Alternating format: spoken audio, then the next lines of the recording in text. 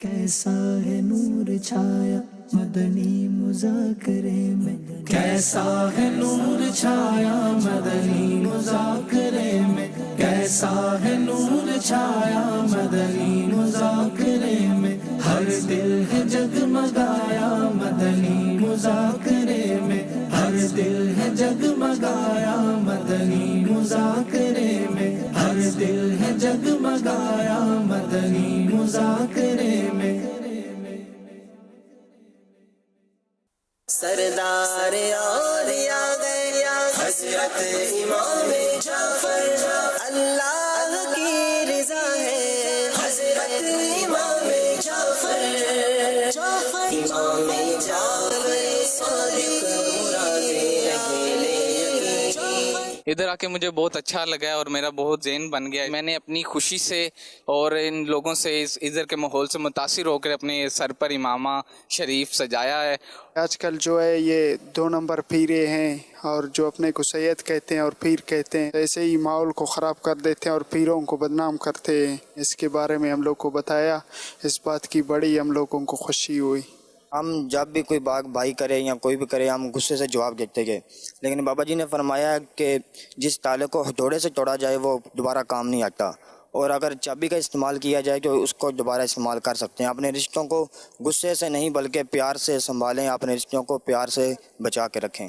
آج بتایا گیا کہ میت کو بہت تکلیف پہنچاتے ہیں آج کل ہمارے یہاں، کہ جہاں انتقال ہوتا ہے وہاں سے پھر یہاں بلاتے ہیں باہر ملک سے، شہر سے دوسرے، تو ایسا نہیں کرنا چاہیے۔ جہاں انتقال ہو وہیں دفنا دینا چاہیے۔ اور بھی تکلیفیں ہوتی ہیں، اس کو لوگ اس پہ سرد خانے پہ رکھ دیتے ہیں تو اس کو تکلیف ہوتی ہے۔ ہمیں بتایا گیا کہ مزاروں پہ لوگ جاتے ہیں، جا کے ادھر دھاگے باندھ دیتے ہیں یا تالے وغیرہ لگا دیتے ہیں، تو یہ نہیں کرنا چاہیے۔ وقت تو سب کے پاس نہیں ہوتا، لیکن وقت نکالنا پڑتا ہے، اور دین کے کاموں کے لیے تو وقت نکالنا پڑتا ہے، کیونکہ ایسا موقع ہمیں بار بار نہیں ملے گا۔ جو وقت ہے کچھ سیکھ لیں، کچھ کر جائیں اور لوگوں کو بھی اس کی ترغیب دلا دیں، یہی ہمارا ایک بہترین وہ احساس ہے۔ میں یونیورسٹی کا طالب علم ہوں۔ پہلے ہم اسلام سے بہت زیادہ دور تھے، یہاں پہ پہنچے ہیں، ہمیں سنتوں کا پتہ چلا ہے کہ سنتیں بھی ہوتی ہیں اور کس طرح ہم نے زندگی میسر کرنی ہے، تو اب آج ہمیں پتہ چلا۔ دعوت اسلامی نے دنیا بھر میں دھوم مچائی ہے، سارے جہاں میں عشق محمد کی خوشبو پھیلائی ہے۔ امیر سنت نے 11ویں کے حوالے سے ذہن دیا کہ ماہانہ 11ویں ہمیں ہر مہینے کرنی چاہیے، اور اس کا ذہن جو ہے نا وہ ہمیں نسل در نسل جو ہے نا وہ آگے منتقل کرنا چاہیے۔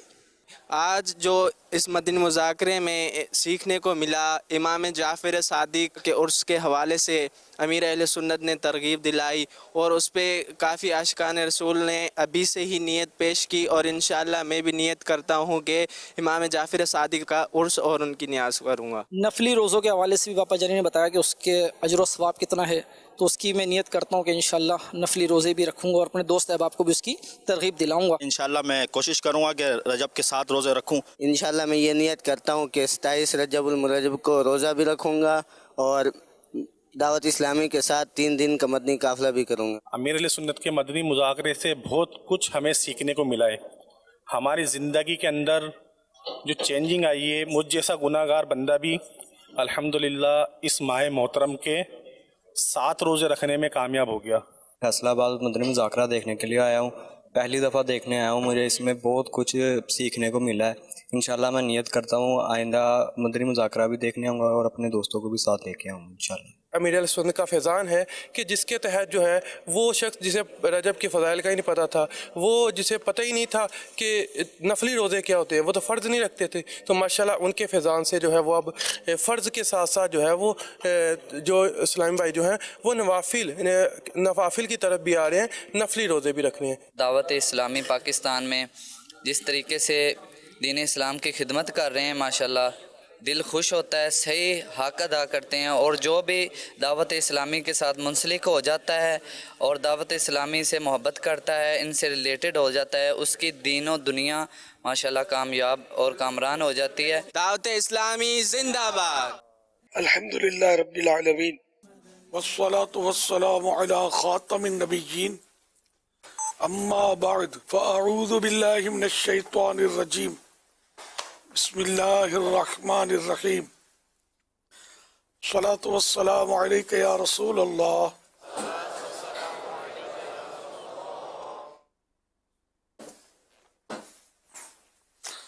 وعلا آلک واصحابک یا حبیب اللہ الصلاۃ والسلام علیک یا نبی اللہ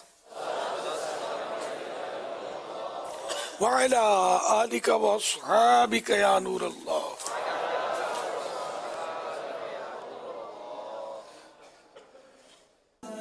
نویت سنت الاعتکاف. جب کبھی داخل مسجد ہونے کی سعادت پائیں اعتکاف کی نیت ضرور فرمائیں. نیت دل کے ارادے کو کہتے ہیں. دل ہی میں نیت کر لیجئے میں نے سنت اعتکاف کی نیت کی. آپ معتکف ہو گئے, دل میں نیت حاضر ہوتے ہوئے زبان سے بھی کہہ لینا اچھا ہے, نہ بھی کہیں تب بھی نیت ہو چکی. کہ دل میں نیت نہ ہو تو زبان سے کہنا فائدہ بھی نہیں دے گا. جب تک مسجد میں رہیں گے اعتکاف کا ثواب ملے گا, جب مسجد سے باہر نکلیں گے تو یہ نفل اعتکاف ختم ہو جائے گا. یہ بھی ذہن میں رکھیں کہ مسجد میں کھانا پینا, سونا, سحری, افطار, آپ زمزم شریف پینا, دم کیا پانی پینا, نیاز کھانا وغیرہ اسی صورت میں جائز ہوتے ہیں جبکہ اعتکاف کی نیت کی ہو. اعتکاف کی نیت نہیں کی تھی تو پھر یہ کہ کھا پی نہیں سکیں گے مسجد میں. ہاں نیت کر لیجئے, اب بھلے آپ افطار کر لیں یا نیاز کھا لیں, جو بھی کھانا ہے یا سونا ہے. تاہم یہ کہ مناسب طریقہ یہی ہے کہ نیت کھانے پینے کے لیے نہیں, ثواب کے لیے کریں, اللہ کے لیے کریں, ثواب کے لیے نیت کریں, اور پھر کچھ نہ کچھ ذکر و درود شریف کی ترکیب کر لیں یا 12 مرتبہ درود شریف پڑھ لیں. اب بھلے آپ کھائیں پییں.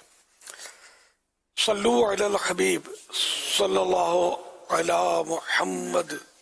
ماشاءاللہ مدنی مذاکرے میں جو تشریف لائے ہیں, تو پہلے تو کچھ نیتیں میں کروا دوں مختصراً. جتنی نیتیں زیادہ ہوں گی اتنے ثواب, اچھی نیتیں ثواب زیادہ ملتا ہے, لیکن اتنا سمجھ پڑنا چاہیے کہ کون سی نیت کرنی ہے, علم نیت ہو. تو بہرحال یہ کہ نیتیں کریں, جو جو بنتا ہے آپ کا ذہن اس کی ادھر ادھر دیکھنے, باتیں کرنے اور دوسروں کو اشارے کرنے, خود کشادہ نہ کھل کر دوسرے کو تنگ ہو کر بیٹھنے پر مجبور کیے بغیر اور ٹیک لگائے بغیر اللہ کریم کی رضا کے لیے توجہ سے علم دین کی باتیں سنوں گا. جب جب صلو علی الحبیب سنوں گا بلند آواز سے صلی اللہ علی محمد وعلی آلہ وصحابہ وبارک وسلم کہوں گا. آخر تک یعنی اعلانات, صلاۃ والسلام, دعا وغیرہ کے بعد ہی اپنی جگہ چھوڑوں گا. ختم ہونے کے بعد مجبوری نہ ہوئی تو آگے بڑھ کر اسلامی بھائیوں سے سلام و مصافحہ کروں گا. آئندہ بھی آتے رہنے کی دعوت وغیرہ کے متعلق انفرادی کوشش کرنے کا ثواب بھی کماؤں گا. مزید توجہ گئی اور سمجھ میں آیا تو نیتیں بڑھا لوں گا. صلو علی الحبیب صلی اللہ علی محمد. 1445 ہجری کے رجب شریف کی آج 16ویں رات ہے. مکتبۃ المدینہ کے رسالے ضیاء درود السلام پیج نمبر 5 سے 16ویں رات کی مناسبت سے فرمان آخری نبی صلی اللہ علیہ وسلم نمبر 16 یعنی 16. جس نے مجھ پر صبح و شام 10 بار درود پاک پڑھا اسے قیامت کے دن میری شفاعت ملے گی. صلو علی الحبیب صلی اللہ علی محمد. آئیے وہ رجب شریف کی سنت دعا پڑھ لیتے ہیں. صلو علی الحبیب صلی اللہ علی محمد. اللہم بارک لنا فی رجب وشعبان وبلغنا رمضان صلی اللہ علی محمد. اب سوالات کیجئے, سوال کا جواب وہ بھی بالصواب یعنی درست دے پاؤں, ضروری نہیں, بن پڑا تو عرض کرنے کی کوشش کی جائیے. بھول کرتا پائیں فوراً میری اصلاح فرمائیں. مجھے आए वाए शाये करता, अपने कहे पर बेसबब कायम रहता नहीं, बूढ़ी तो इंशाअल्लाह कबूल करता पाएंगे। सल्लु अलल हबीब सल्लल्लाहु अलैहि मुहम्मद। आज के इस मदनी मुज़ाकरे की खुसूसियत ये है कि अल्हम्दुलिल्लाह दावत इस्लामी के जामिआतुल मदीना के तलबा किराम और तालिबात वो अपने घरों पर देखेंगे इंशाअल्लाह इख्तिताम बुखारी का भी सिलसिला है, यानी कि बुखारी शरीफ की आखिरी हदीस पाक तिलावत की जाएगी और कुछ इसके साथ मजीद कुछ मुख्तसर सा बयान भी किया जाएगा इंशाअल्लाहुल करीम। हमारे साथ रहिएगा इंशाअल्लाह। सल्लु अलल हबीब सल्लल्लाहु अलैहि मुहम्मद। من المعلوم أنه على مر العصور والأزمان الناس كلما نزلت بهم فاقة أو ابتلاء أو مصيبة أول من يلجؤون إليه هم العلماء. في يومنا هذا المصائب والابتلاءات كثيرة التي تنزل بهذه الأمة، فنحن كطلاب علم وكمشايخ وكعلماء أفراد كنا أو جماعات، ما هو دورنا في هذه الظروف التي تنزل بنا؟ أفيدونا بارك الله تعالى بكم.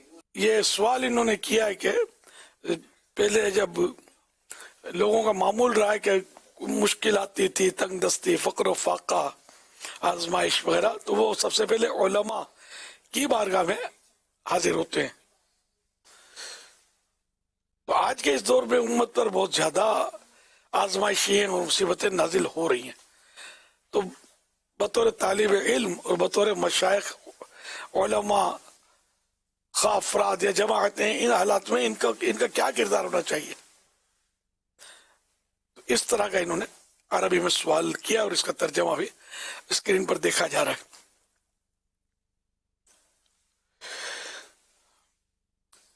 پہلے کے دور میں اور اب جو دور چلا ہے اس میں فرق کافی ہو گیا ہے، جو زمانے نبوی سے دوری ہو رہی ہے فرق آ رہا ہے۔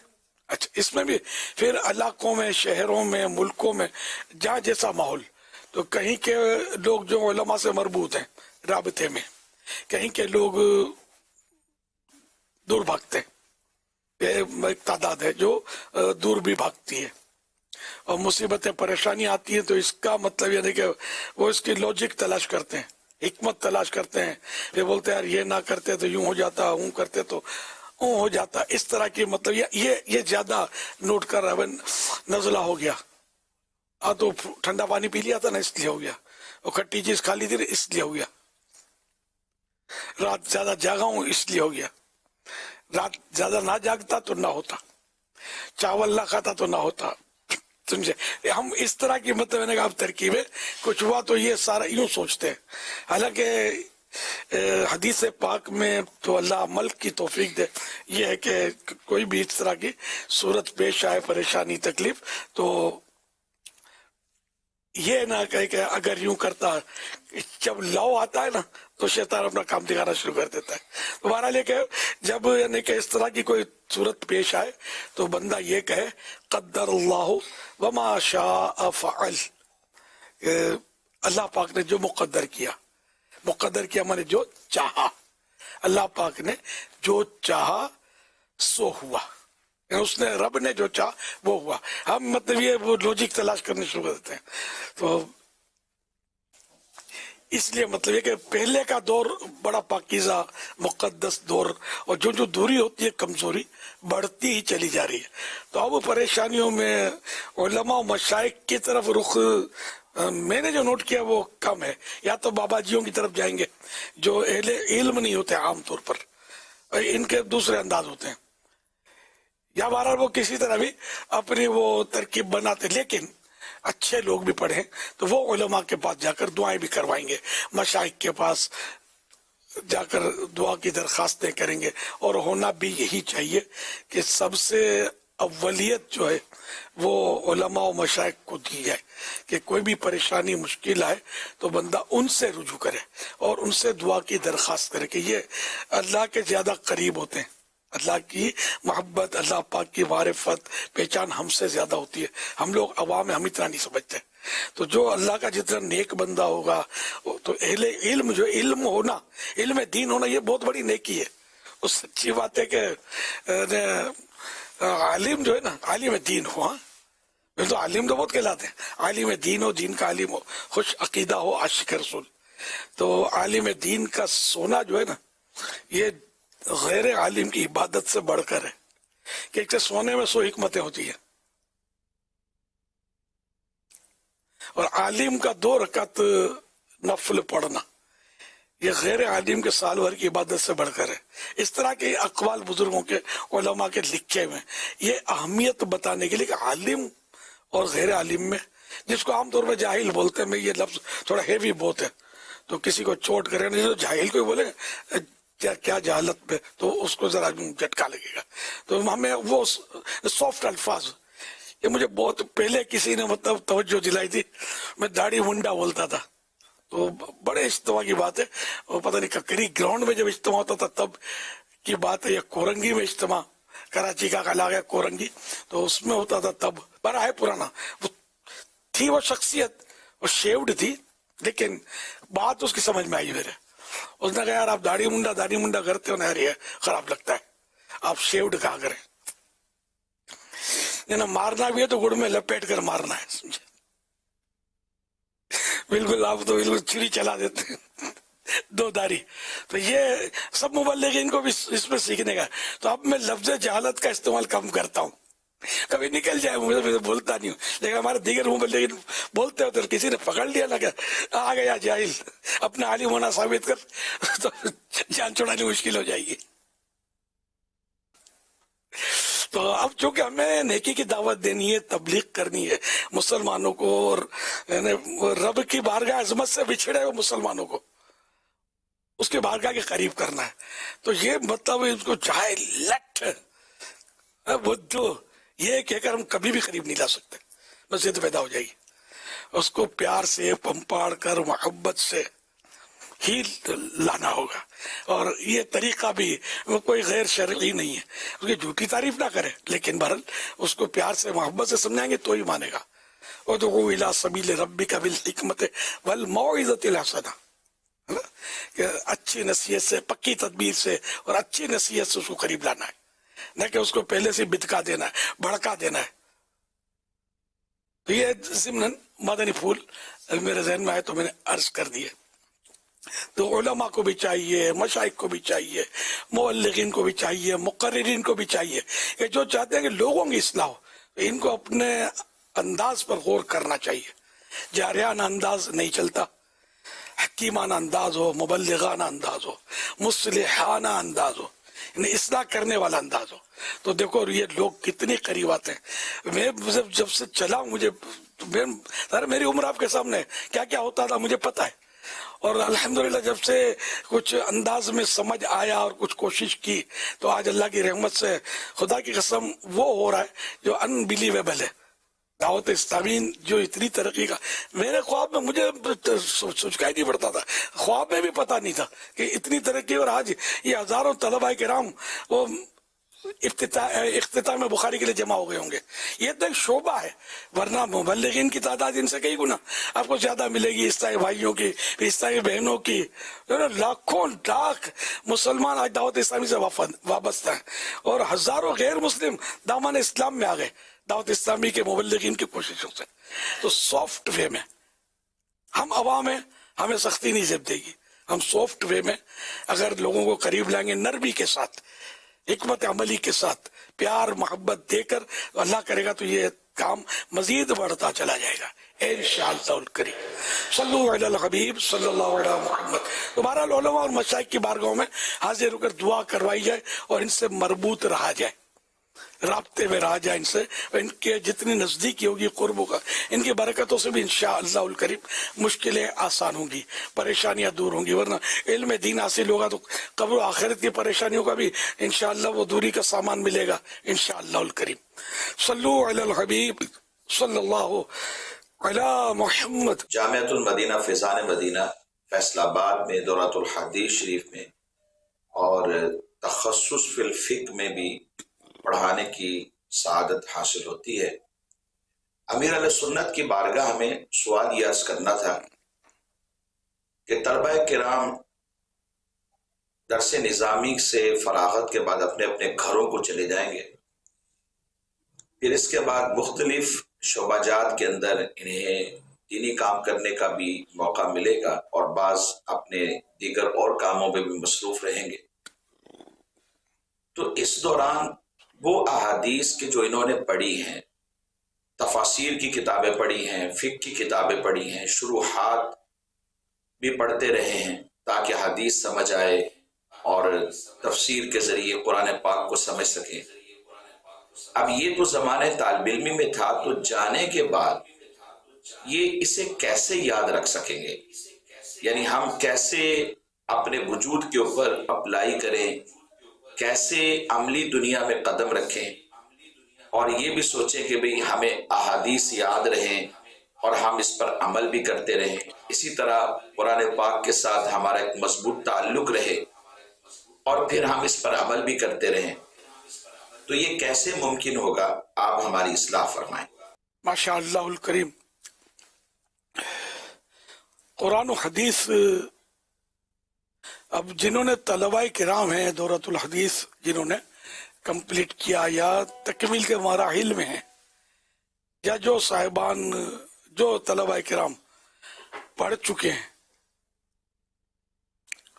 جیسے کہ اس وقت جو طلباء کرام دورۃ الحدیث میں ہیں مختلف جامعات المدینہ کے، اور ہو سکتا ہے اس میں طالبات بھی شامل ہوں گی، تو 1431، اب مجھے وہ کنفرم نہیں پتا کہ اس فگر میں 1431 طلباء کرام دورۃ الحدیث میں، ہو سکتا ہے طالبات بھی شامل ہو، نہیں ہوئی تو پھر ان کی الگ تعداد اگر آ گئی تو میں وہ بھی عرض کر دوں گا انشاءاللہ الکریم۔